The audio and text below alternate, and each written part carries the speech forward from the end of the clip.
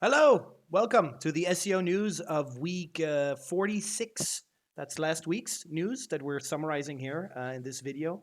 I've got my co-host Casper from last week's video and a new host, Linus, who also works for Precis Digital and who will be joining us and discussing all this fun news. And actually, Casper, you have the first one here and the best one, I think, to be honest. The best one. The best. It's at least a very important one, I guess. Yes. Google started rolling out their core update for November on the 11th, so last week, and it usually takes like 2 weeks to do or to completely roll out. And usually we see some volatility for these, and you have some comments around that as well, Fred. So one of my colleagues who works for a big e-com, which I won't name, in Sweden, basically in August core update, they saw a drop in those free product listings you get from Merchant Center and sometimes structured data as well. And they saw a big drop in August, and they basically regained those in the November. So I don't know what they've been testing, Google. And also a fun fact here is I feel like this update is. There was a Google Summit creator meeting. They had some feedback, and I feel like they're trying to go, okay, let's try and save some of these websites that were hit by the helpful content update. So the HCU victims, as they're called, there's literally people who are like, they now have their Twitter saying, I'm an HCU victim. So Google might be trying to save face here and actually rolling out this. I can't remember the last time I had a November update, or maybe I'm just remembering wrong. It's always, sometimes they do it right before Christmas or Black Friday. But yeah, I guess it's always around this time. So anything on this, Linus? Anything you've seen from your clients or anything? One of our clients who got hit pretty hard in the August update, like week-on-week data, they're up a few percentage points. I'm not sure exact numbers, so it's still too early to call. Yep. But I mean, they've been quite strongly. Had a strong downward trend for I think since August, so this could be when it starts turning. Yeah. It's a bit hard to say, so we'll have to keep that in mind at least. Yeah, this maybe that if you're seeing like a slope, it might be that what is happening with the core update. Sometimes it's a domain level thing, but sometimes you might have like this indicator on a page level or section level of a website. And so it'll slowly figure out, oh, these shouldn't rank this well, and you'll see this slow drop, and then it can slowly go up again. That might be what's happening. And Google also announced that you shouldn't care about or look into the pages that drops in like just a couple of positions or something like that. That's just normal. So you should only look into those that drops like 20 positions or something like that, or goes from page 1, position 3 to 1 or something like that, and that all the way down to 15, 16, 17 or something. That's the ones that will be hit or is going to get hit by core update like this. So you shouldn't be too concerned about the small drops in performance. Which makes me a bit annoyed since this client in question pretty much dominates the SERPs. So if they're not position 1, then it's not good enough. Well, I think that you should take that with context. First of all, whatever Google says should be taken with a grain of salt. But if you're dominating and then suddenly the only thing explained by your drop is this, that could still be. The thing is, if you're dominating position 1 all over and you get to position 3 suddenly, that's a big drop. I think what there's, I think that they're saying there are fluctuations. So take into account the fluctuations. But good to know. And let's just wait a little bit. Maybe next video we'll have more info on this. Great. The next one up here is something I found through Twitter, and it's a really cool database of Google patents.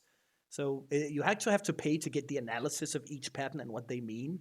But it's searching through this is insane. Like somebody did a really good job.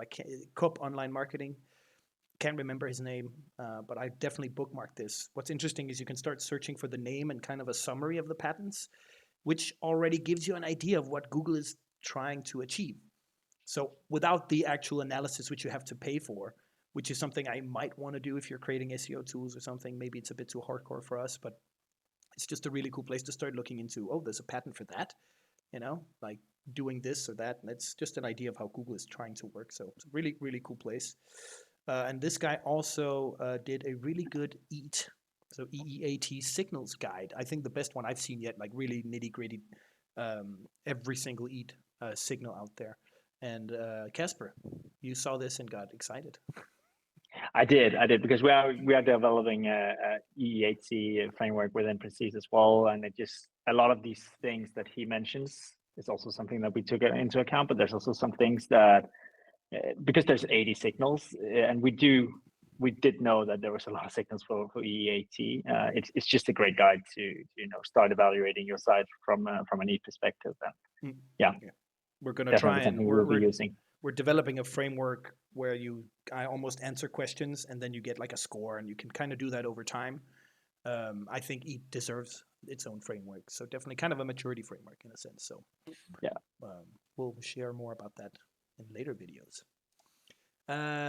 Oh yeah, this is a fun thing here. So I actually don't know what Google Gems were, and I received this email. So apparently it's like there's notebooks and there's a few other tools, but what's happening here is you can actually upload documents to this Google Gem, and then you can reference it with AI Assistant. So you can like upload, let's say, I don't know, a booklet about instructions, and then you can reference that. So it'll actually look at that and reference it in the AI Assistant. So I'm not really sure how that works, but I just wanted to share that quickly here. I still haven't had time to look into this. So just kind of a quick thing here. If we're interested in, for example, uploading, I don't know, a bunch of instructions or tasks we've done for a client, and then we can start actually interacting with a lot of documents. And I know this is possible on a programming level, but this is just an easy interface for people who won't train their own LLMs, in Hugging Face or whatever. So much, much easier.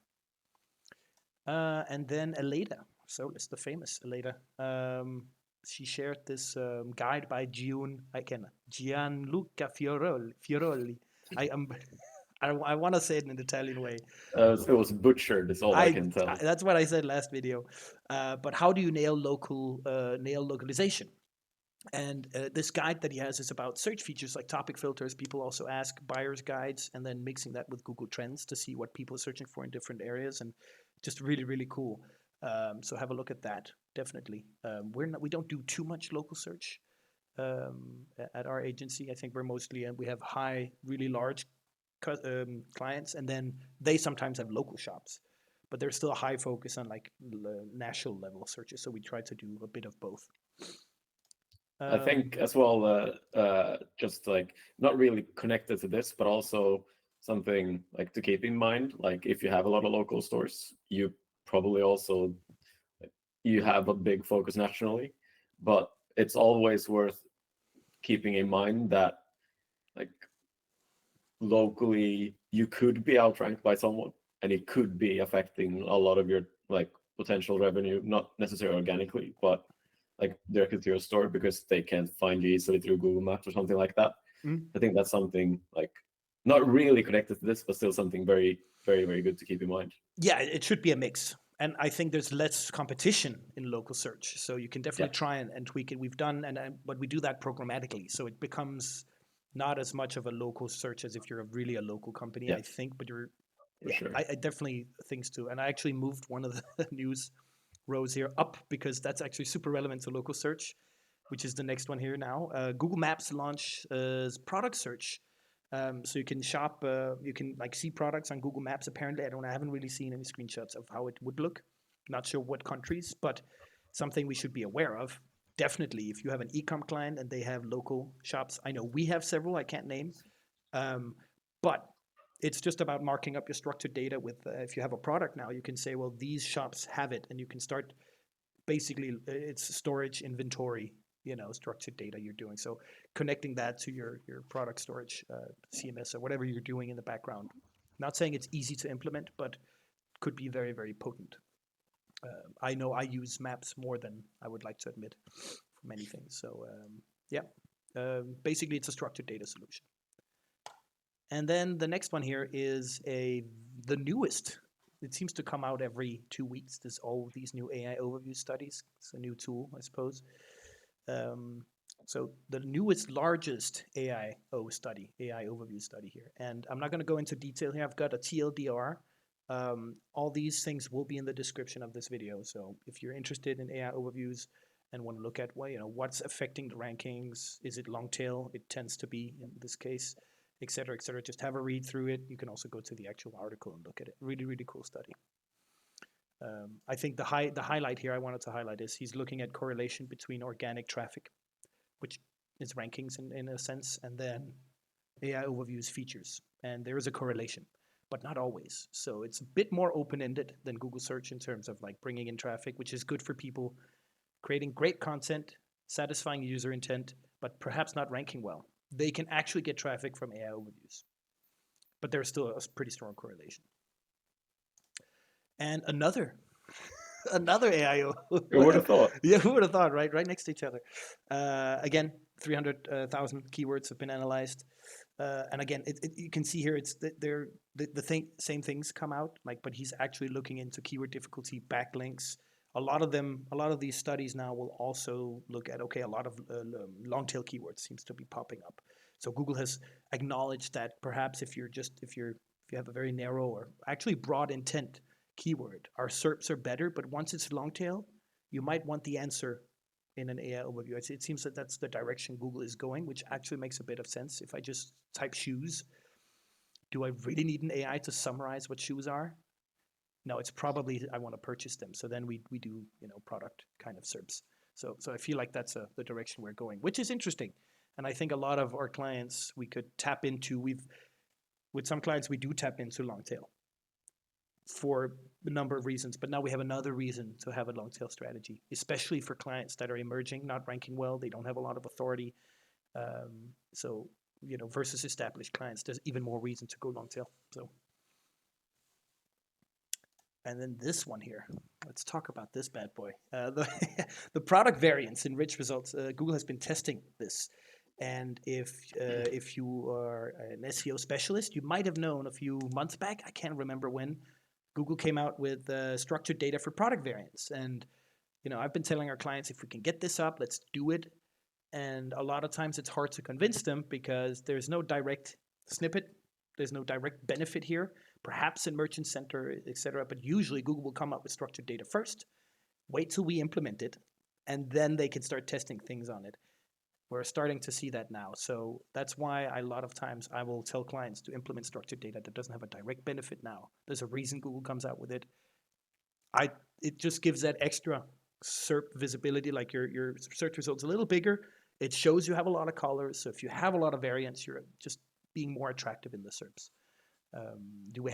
Have we talked with you guys? I know you have different clients than I've been working with. Any of them have already implemented this? Have we talked about it?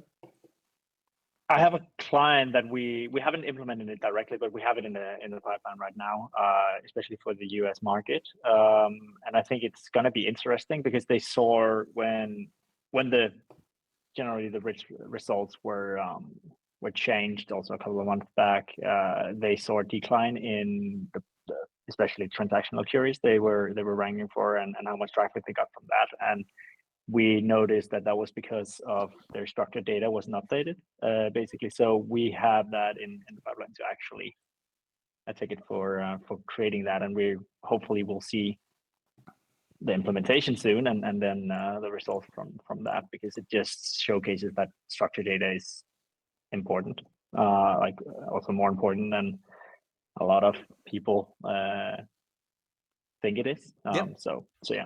Yeah, especially when Google literally creates a page for it, it's usually that sign of we might be testing something in the future. So getting it up there is a good idea, unless you have other priorities. So if you're listening to this video, now you have a good reason to implement it, even better than before. Yeah, one of my clients had it implemented last week. So this is incredible news to actually be able to say we've done this proactively, and this is why we did it. Yeah. Again, this is a test, so incredible timing. We're not sure. Hopefully, we'll be like Google might come back and say nobody liked this, and then we'll never see it again. But again, being proactive is good, and we'll keep you updated in the coming videos. Actually, on that, that's an interesting. I want to see what happens if they actually show it. I think they usually test things in the US first. So yeah, I'm pretty sure that will be the case here as well. Great. All right. Next up, a guide from Microsoft on optimizing for AI search, which is super interesting. I think this is kind of a marketing stunt if basically what's happening with Search GPT is it's using Bing's index, as we talked about last video as well. And so it's really smart for Microsoft to come out and kind of promote Bing in this way by saying, hey, you can optimize for Search GPT by optimizing for Bing. So they're trying to kind of regain some traction with the Bing search engine, and it's working. I think it's a great way to do this, and they actually have some pretty good inputs here, like again, long tail keywords for niche queries, conversational and question-based phrases, semantic keywords for context, kind of the oldest trick in the book still. So a lot of these are SEO basics in a sense, but the content freshness, regular updates, critical for maintaining AI visibility. I guess Google as well. We've seen that with the leaked ranking factors, if you remember, that came out, and freshness was just one of the big like top 5 topics. Freshness. So a big one there too. And then index now, so they can actually receive this the updates fast. So again, they might be targeting news sites a bit more than anything here. If we're doing a lot of heavy evergreen content, we might not need to update it all the time, but just a little bit is good, I think. So just, even putting emphasis on going back to content you've written and updating it, making it better, versus creating new content constantly. I think it should be a healthy mix. Oh yeah, great deck here from Aleda. So it's again, she's everywhere. About the top SERP features for shopping. So it is one of those speaker decks where you kind of have to, she's not presenting it, so you go through it and there's not a lot of context to all of these slides, but definitely, basically this is very specific for shopping, and you can start seeing a pattern when you go through the slide decks. So really, really good stuff here. I just kind of skimmed through it, and you kind of get an idea of all the different top features you should be worried about as an e-commerce. And then we have Lily Ray shared a podcast about people complaining they can't turn off AI overviews or opt out. And Google has been very much, people love this, blah, blah, blah. I'm not sure. Google doesn't share exactly how they found out that people love this. They just share it. And I really can't trust Google anymore at this point. That doesn't mean just because there's a podcast, people dislike it. But the fact that there is no opt-out feature, how can Google then measure? Because if you had an opt-out feature, just say, I don't want to see AI reviews ever again, they could start seeing a percentage of people opting out, and that would give them, they could actually share that with us after. But I don't think they want to, I don't think they would share that information. So, kind of like removing the dislike count in YouTube. Not really helping themselves, honestly. So any thoughts on this? Have you heard of anyone? Because we're still not getting these. We're for anyone watching this, we're in Europe. But any of our clients, have you gotten any AI review naturally without like VPN? And even VPNs, they kind of don't show it. Nope. Yeah. Right. No. Yeah. So we're not at all. For anyone in the US watching this, we're in Europe. We're still kind of we're not really seeing that much AI overviews impact yet. I think it's EU is blocking it because of it being AI and what it's doing to. So we're actually being quite protected here. EU is quite good at that. All right. And speaking of protection from AI, there's a new standards being developed to try and block AI training bots. So, LLMs are trained on a bunch of data. You can either buy it from Reddit, you can buy it from, get it from Wikipedia, whatever you want, or you can crawl the internet and store it somewhere. And that you can train your AI on that, or the neural network, so to speak, with the data set. And they're basically trying to draft a proposal where we can block any. So it kind of has to be required by law. I know OpenAI or some others had, like Google didn't want to block or didn't actually come out with a statement to block it. OpenAI did. And some of the bigger news publishers, they blocked. And you can see why, because they actually need to they're selling ad revenue. They want people visiting their site. And if ChatGPT is just taking all their content and summarizing it, there's no more money in that.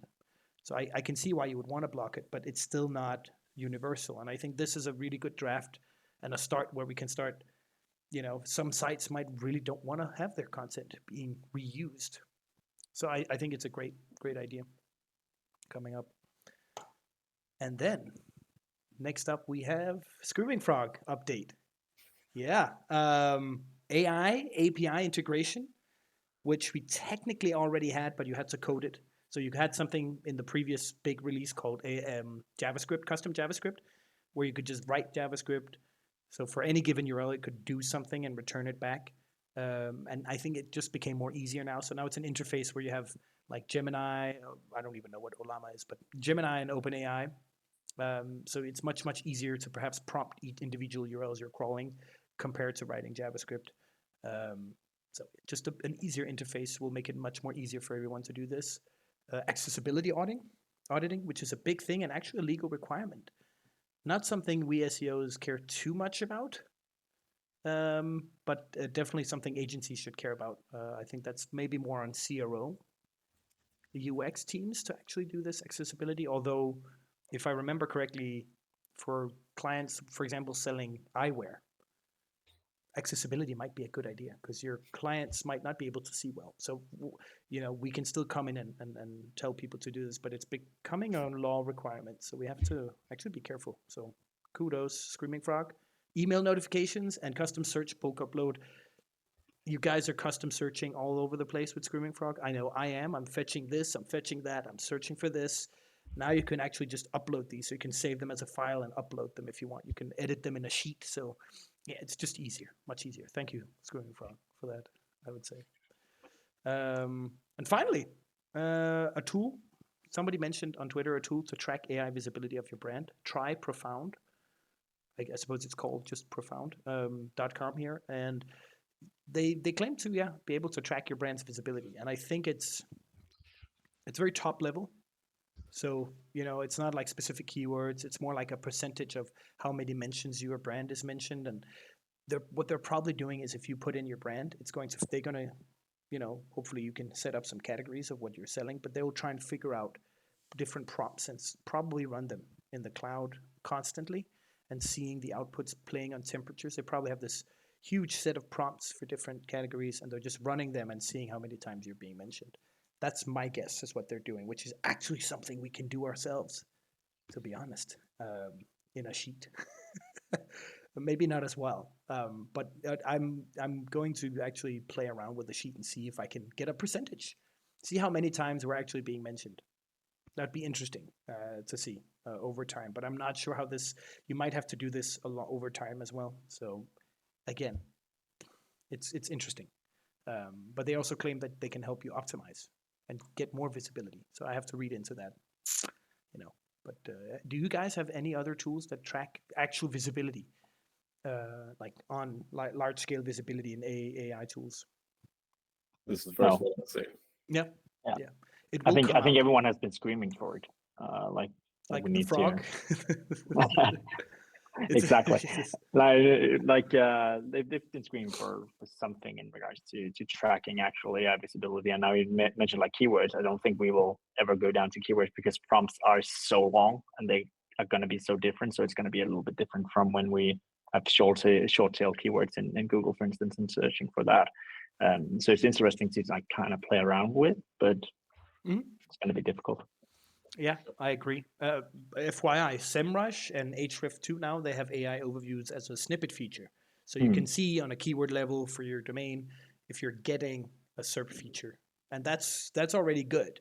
But it doesn't tell me, it doesn't really tell me if I'm getting it every time. I think they just register once and then they pop it in. They must have a threshold, but we're not really getting that complete data. And so we can tell if we have one in the US, for example, where it's live. But we don't know how often we're being mentioned, and that's only AI overviews. That's not AI tools like ChatGPT. So, yeah. But we have been playing around with using SearchGPT and just seeing if our client is being mentioned. That's a good first step is just checking, maybe over a week each day, just search and see if we keep getting mentioned, and that should kind of clear out some things. And then when it comes to actually optimizing for these, I have an extensive slide deck on how you can optimize for general LLMs, but I'm not going to go through that today here, maybe in a separate video. So if you want to see that, like the video, subscribe, and I'll keep posting these every Monday and perhaps even more other videos. Who knows? All right. Have a great day.